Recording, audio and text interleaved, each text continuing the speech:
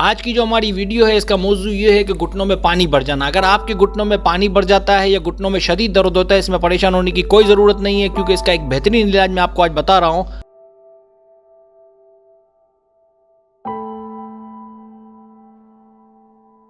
तरीका इलाज ये है कि इसके लिए जो है आपको अंडे का जो है पीला हिस्सा, जिसे कि हम जर्दी कहते हैं, उसको आप अपने घुटने में जहाँ के दर्द हो रहा है लगा लें।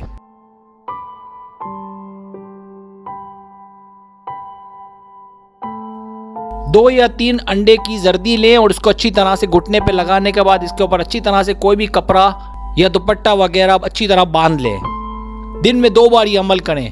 5 या 6 दिन के बाद आपको जो है दर्द में काफ़ी कमी महसूस होगी और जब बिल्कुल ठीक हो जाए तो आप जो है इसको आहिस्ता आहिस्ता इसका इलाज बंद कर दें।